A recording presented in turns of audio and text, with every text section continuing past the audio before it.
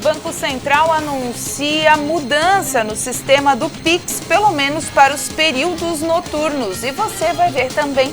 Anvisa autoriza a realização de estudo clínico no Brasil de mais uma vacina contra a Covid-19. Uma pesquisa de uma universidade paulista com casais descobriu que, na maioria dos casos, os homens foram os que levaram o vírus da Covid-19 para dentro de casa. Representantes das gigantescas de tecnologia se reúnem emergencialmente com o presidente americano para analisar segurança cibernética no país. O Banco Central anunciou mudanças no Pix, o sistema de pagamentos e transferências de dinheiro agora vai ter limite de R$1.000 por operação no período noturno. PL sobre distribuição de absorventes em unidades básicas de saúde é aprovada pela Câmara e segue para o Senado Federal. Bruna Alexandre, mesa tenista criciumense, ganha prata nos Jogos Paralímpicos. Essas e outras notícias você acompanha a partir de agora no Informe Região.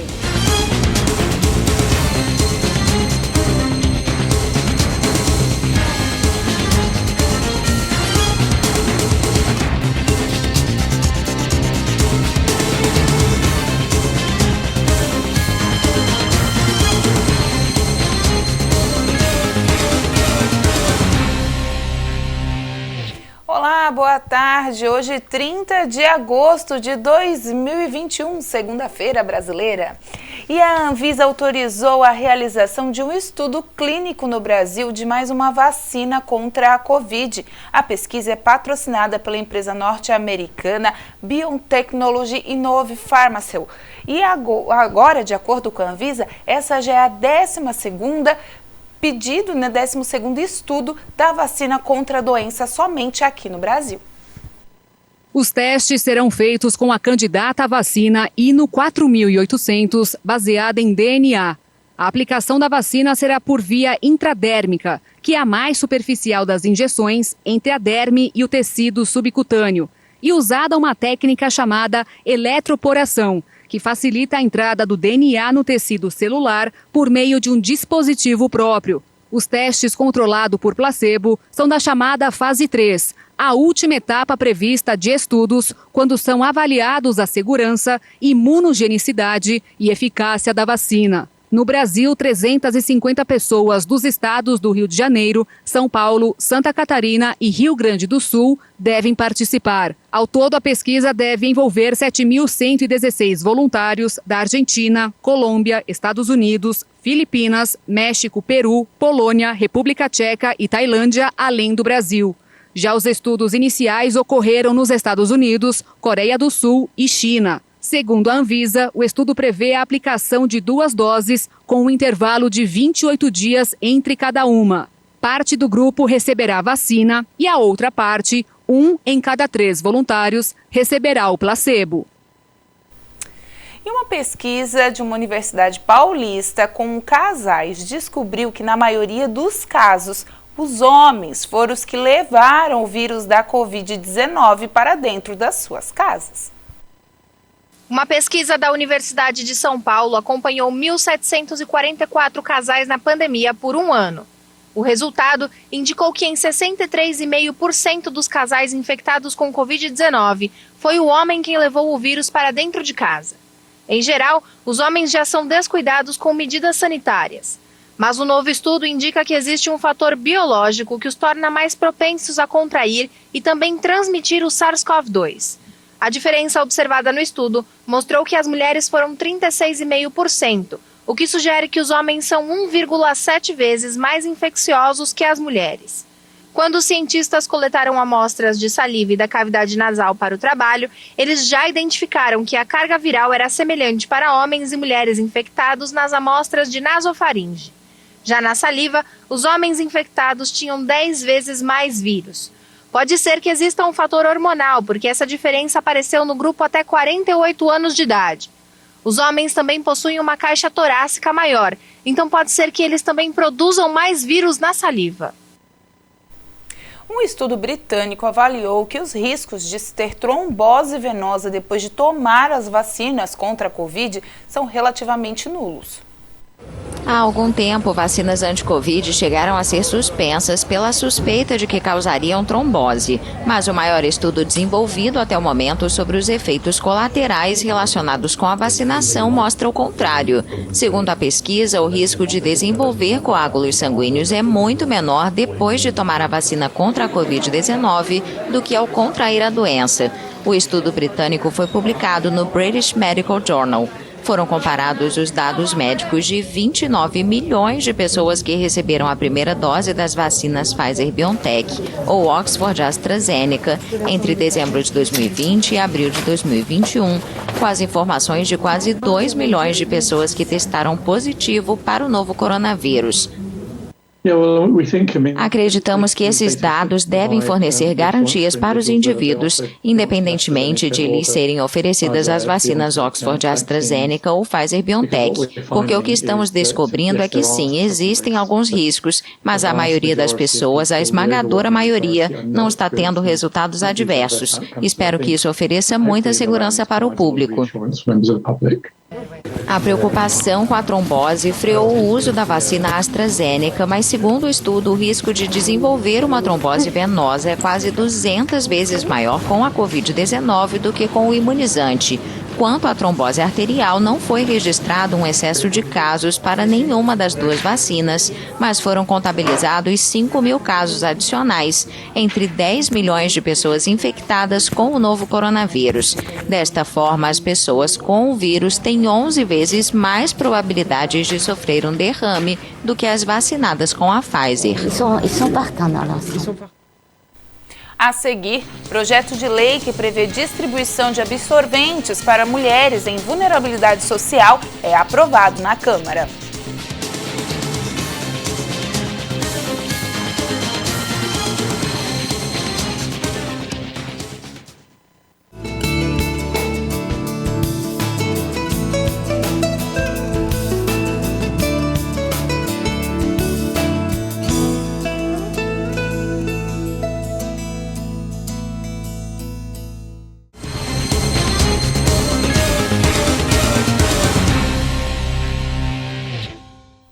Representantes das gigantescas da tecnologia, como a Google, Apple, Amazon e Microsoft, entraram em outras esferas também para conversar com o presidente Joe Biden para analisarem a segurança cibernética do país. O encontro ocorreu meses após vários ataques contra a infraestrutura de todo o mundo que se tornaram cada vez mais comuns. Chefes de empresas tecnológicas se reuniram em caráter de urgência com o presidente dos Estados Unidos, Joe Biden, para analisar a segurança cibernética do país após vários ataques que revelaram a vulnerabilidade de várias infraestruturas. Executivos do Google, Apple, Amazon e Microsoft, além de presidentes de grandes grupos empresariais, foram recebidos por Biden na Casa Branca na quarta-feira. O líder americano afirmou que a maior parte da infraestrutura em estado crítico pertence e é operada pelo setor privado. A reunião ocorreu meses após empresas e organizações sofrerem furtos de dados e extorsão cibernética em ataques que se tornam cada vez mais comuns. A gigante de carnes JBS, o Sistema de Informática de Serviços de Saúde irlandesa, e uma grande companhia aérea indiana foram alguns alvos dos ataques cibernéticos. Após o encontro, foram anunciados investimentos e programas de treinamento em segurança digital. A Microsoft disse que planeja injetar $20 bilhões em 5 anos para acelerar os esforços de integração de segurança padrão em sistemas de computador. O Google anunciou $10 bilhões no fortalecimento da segurança de programas de código aberto, enquanto a Amazon prometeu abrir ao público o treinamento de segurança que criou para seus funcionários. E o Pix está sendo super usado. O Banco Central anunciou então mudanças nesse sistema de pagamentos e transferências de dinheiro. Agora vai ter um limite de R$1.000 por operação no período noturno. É uma das medidas que vão valer aí para começar a dar mais tranquilidade e aumentar a segurança nas transações. O sistema entrou em vigor no final do ano passado. Atualmente, 30% das operações de pagamento no Brasil são feitas pelo Pix, que além de não cobrar tarifa, repassa o dinheiro imediatamente. As quadrilhas também gostaram da ideia e durante os assaltos passaram a obrigar a vítima a colocar as senhas dos aplicativos de banco, que muitas vezes estão nos aplicativos baixados no celular, e a fazer ela própria a transferência via Pix para contas laranjas. Nos roubos à residência, os criminosos aproveitam para fazer um Pix, que de tão rápido nem dá tempo para ser rastreado pela polícia. É o sequestro relâmpago, que aumentou quase 40% em São Paulo nos últimos 12 meses. Para combater esse tipo de crime, o Banco Central decidiu adotar algumas regras. A gente não sabia quais seriam os padrões de uso. Foi preciso que nós observássemos os padrões de uso e observássemos os comportamentos. Este Banco Central não toma medidas sem se basear em evidências. Haverá limite de R$1.000 por transação entre as 8 horas da noite e as 6 horas da manhã. A mesma regra valerá para as transferências com cobrança de tarifa ou cartões de débito. Se alguém quiser aumentar qualquer valor, terá que pedir ao banco, que dará a resposta em no máximo 48 horas. Os clientes poderão cadastrar previamente as contas que poderão receber o Pix acima dos limites estabelecidos. E se houver qualquer suspeita, o banco agora poderá reter uma transição durante 30 minutos e 1 hora à noite, para que seja feita a análise. Por que o limite de R$1.000 por exemplo, no Pix durante a noite? Porque 90% das transações de Pix feitas nesse período têm montantes iguais ou menores do que R$500. Então, ao impor R$1.000, nós protegemos o patrimônio dos usuários, desincentivamos os criminosos e não prejudicamos a usabilidade do Pix para enorme maioria das pessoas. O Instituto Brasileiro de Geografia e Estatística, o IBGE, confirma que por mais um mês detectou um crescimento populacional no país, agora em julho. Em julho deste ano, a população brasileira foi estimada em 213.317.639 habitantes, um crescimento de 0,7% na comparação com os números do ano passado. Em 2020, o Instituto Brasileiro de Geografia e Estatística estimou um total de 211.800.000 pessoas. São Paulo permanece na frente como a unidade da federação com mais habitantes. São cerca de 46.650.000 pessoas, um aumento de mais de 350.000 pessoas de um ano para o outro. Na sequência, os estados mais populosos são Minas Gerais e Rio de Janeiro. Apenas 3 estados têm menos de 1 milhão de habitantes: Roraima, Amapá e Acre. O estado de Roraima, que tem a menor população, registrou o maior aumento percentual de 2020 a 2021, passando de 631.181 habitantes para 652.713 habitantes. E todos sabem que a situação da pobreza menstrual no Brasil tem chamado a atenção. Tanto que o socorro para essas mulheres que tanto precisam de absorventes e não conseguem comprar está prestes a virar lei.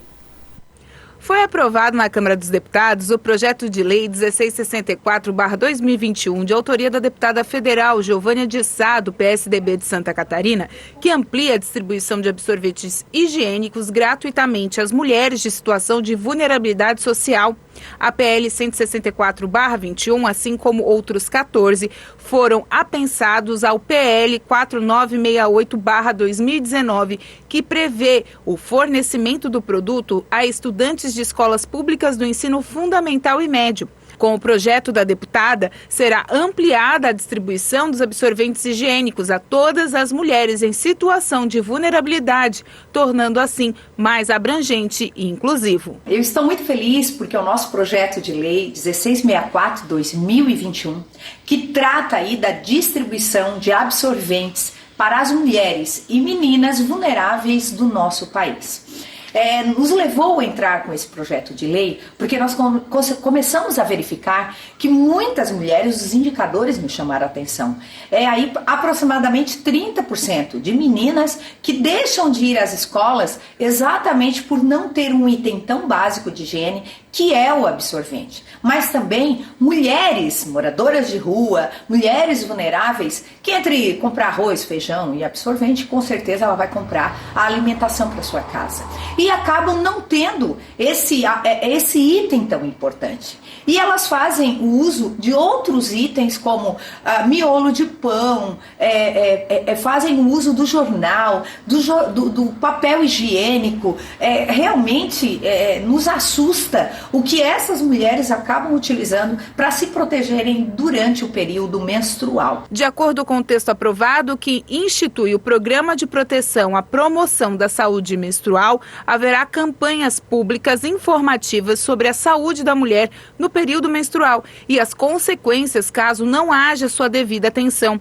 Os absorventes higiênicos femininos feitos com materiais sustentáveis terão preferência de aquisição pelo poder público, caso haja igualdade de condições. A quantidade, fora a distribuição e mais detalhes serão estabelecidos em regulamento após a sanção.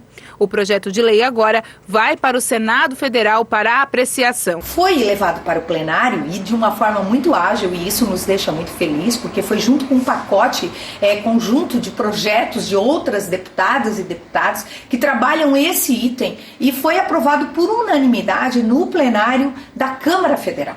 Agora o próximo passo irá ao Senado Federal, que também será analisado, e se Deus quiser, teremos aí a sanção do presidente da República. Espero que também seja sensível à causa, porque é muito importante para as mulheres do nosso país. E temos aí exemplos como Nova Zelândia, estados dos Estados Unidos, porque a legislação lá ela é estadual, bem como a França, que tem aprovado essa política pública, esse item tão importante para as mulheres do nosso país, que sofrem pela falta do absorvente. Se realmente o projeto for aprovado e sancionado, através do CAD único, as mulheres serão identificadas e esses itens serão distribuídos através das unidades básicas de saúde. E confira agora as condições do tempo para essa semana. Terça-feira, o dia amanhece com 14 graus e pode chegar até os 23. O sol aparece, mas com muitas nuvens durante o dia, períodos de nublado com chuva a qualquer hora. Quarta-feira, temperaturas no amanhecer na casa dos 14 graus. Vai esquentando ao longo do dia e pode chegar até os 25. O tempo permanece nublado com pequenas aberturas de sol e pode garoar na manhã e à noite. Quinta-feira, amanhecer com temperaturas na casa dos 13 graus, podem chegar até os 26. O dia pode amanhecer com nevoeiro na região e o sol aparece ao longo do dia. Sexta-feira, o dia promete ser quente, começando com 14 graus e vai esquentando ao longo do dia, chegando na casa dos 29 graus na região. Há possibilidade de pancadas de chuva no período noturno, mas o sol aparece durante a tarde. E a seguir, a mesatenista criciumense Bruninha é prata nas Paralimpíadas.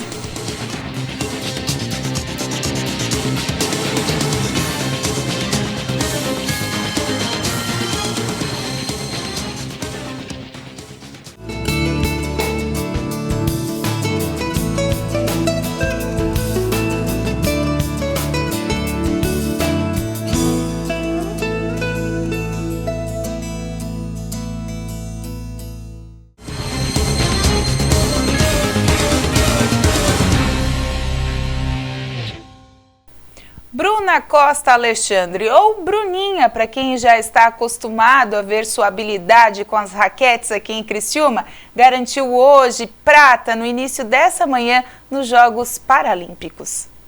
A mesatenista de Criciúma, Bruna Costa Alexandre, a Bruninha, de 26 anos, conquistou a medalha de prata nos Jogos Paralímpicos de Tóquio. A final do tênis de mesa foi disputada pertinho das 7 horas da manhã, horário de Brasília. Ela enfrentou Yan Qian, da Austrália, no ginásio metropolitano de Tóquio. A catarinense perdeu a final por 3-1, com parciais de 13-11, 10-6, 11-7 e 11-9. Bruninha já havia conquistado uma medalha nos Jogos Paralímpicos Paralímpicos um bronze no Rio em 2016. Natural de Criciúma, ela começou a praticar o esporte nas escolinhas da Fundação Municipal de Esportes, sob a orientação do técnico Alexandre Guise, que também está participando dos Jogos Paralímpicos. Hoje, ela é contratada por um clube de São Caetano, no interior de São Paulo, onde representa a cidade. Uma prata que vale ouro para Bruninha. O Criciúma queria manter boa sequência dos jogos fora de casa, mas não deu certo não, acabou perdendo por o Novo Horizontino. E a sequência tão esperada de vitórias fora de casa não veio. O Tigre acabou perdendo para o Novo Horizontino pelo placar de 1-0 na noite de sexta-feira pela 14ª rodada da Série C. Apático e sem jogadas de criatividade, o Tigre demonstrou apenas força de ataque nos primeiros minutos de jogo. Silvinho de falta e Marcelo Scalese de cabeça levaram perigo ao gol do time do interior paulista, mas não foi o bastante. Os donos da casa começaram a sentir a pressão e foram para cima, mas também sem finalizações que preocupassem o goleiro Gustavo. Na volta do segundo tempo, o Novo Horizontino veio com mais intensidade de jogo, buscando os erros do Criciúma. Tanto que aos 12 minutos, Michel Douglas, numa falha da zaga tricolor, de pé esquerdo abriu o placar e fez o único gol da partida, 1-0. Mesmo com alterações promovidas pelo técnico Paulo Baier, o tricolor catarinense não mostrou reação e amargou a derrota. Nós estávamos se comportando muito bem, viemos jogando muito bem no primeiro tempo, estava dentro da estratégia, tomamos um gol, a bola passou meio metro, não pode, a gente treina todo dia, não pode, né, passar uma bola tão baixa. E ficou com um volante só, botou 2 meias, botou Maranhão, tentar matar o jogo. O próximo compromisso do Criciúma será neste sábado, às 19h, contra o Paraná, no estádio Vila Capanema, pelo Brasileirão da Série C. Crimes financeiros contra idosos podem partir de dentro de onde menos se espera, até dentro da própria família. Empréstimos consignados, endividamento, sobre tudo isso, vamos conversar com a advogada especialista em proteção do idoso dentro do nosso Sala de Entrevistas.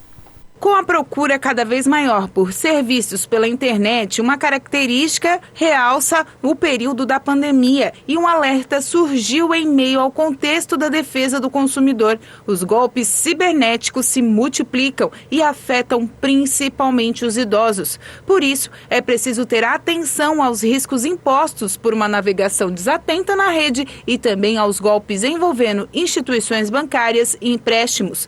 Sobre esse assunto, é o tema da conversa do programa Sala de Entrevistas desta terça-feira, onde a advogada e presidente da Comissão dos Direitos da Pessoa Idosa da OAB de Criciúma, Mili Cristi Lima, dá algumas dicas envolvendo o assunto. Tem essa violência financeira e patrimonial contra os idosos, mas também não se descarta a violência emocional que essas pessoas têm passado, né? Nós temos alguns dados interessantes que falam sobretudo sobre esse receio, sobre esse medo da pessoa idosa muitas vezes colocar que foi vítima, né, desse tipo de golpe, desse tipo de prática criminosa, por uma questão de vergonha, se sente tolo, né, de ter caído nesse golpe, e é o que nós denominamos no direito de cifra negra, né, que são aqueles crimes que não chegam ao conhecimento das autoridades policiais, né, aqueles crimes que não são noticiados, que a vítima acaba não tomando providências, não levando esse acontecimento ao conhecimento da autoridade competente, muitas vezes por vergonha, né? Então, lembrando que os crimes cibernéticos, principalmente, né, Michele, qualquer um de nós pode ser vítima, qualquer pessoa que tem os seus dados no ambiente cibernético hoje está sujeita, né, a ser vítima, assim, de algum tipo de golpe, invasão, algum crime cibernético, né, e não é vergonha alguma, né, pelo contrário, a vítima ela está resguardada, civil e criminalmente, tem os seus direitos sim, então sempre que você precisar, procure a autoridade competente, que não é vergonha nenhuma, né, pelo contrário. Outro assunto que muito se discute são os empréstimos consignados. Segundo a advogada, a OAB e demais entidades têm feito constantes pedidos para que os contratos sejam feitos de formas mais claras, para que os idosos não se percam. Quanto a essa questão, nós temos inúmeros projetos de lei, tanto em âmbito estadual, como aconteceu no caso do Paraná, como também municipais, e cito como exemplo um projeto de lei que foi apresentado aqui no município de Criciúma, demonstrando preocupação justamente com a saúde financeira da pessoa idosa. Nós temos alguns índices divulgados que o número de suicídio entre pessoas idosas, ele ultrapassa vítimas de acidente de trânsito fatal. Muitas dessas pessoas que tiram a própria vida, elas acabam tendo como causa principal, de acordo com o relato de pessoas próximas, familiares, superendividamento. Então, nós temos uma preocupação também significativa de políticas adequadas à prevenção, a coibir essas instituições a agirem dessa forma, justamente preservar a saúde financeira e a vida dessas pessoas idosas. Nós sabemos que pessoas super endividadas, elas não têm uma saúde geralmente muito adequada, começam a sofrer de depressão ou de síndrome do pânico, desenvolvem às vezes problemas cardíacos e inúmeros outros preocupações de forma significativa, grandes preocupações acabam afetando a saúde física, corporal daquela pessoa. Então, o empréstimo consignado não é a nossa intenção, o nosso objetivo enquanto comissão não é demonizar a instituição financeira. Nós não estamos aqui para dizer, olha, não contrate empréstimo, não faça empréstimo. Eu gosto de deixar sempre isso bem claro. Mais sobre esse assunto e os direitos dos idosos você acompanha no programa Sala de Entrevistas desta terça-feira a partir das 3:30 da tarde.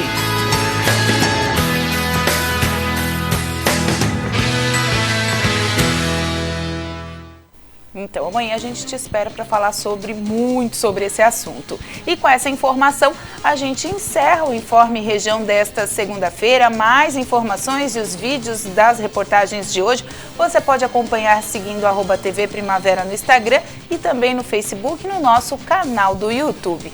A todos vocês, uma boa noite e até amanhã.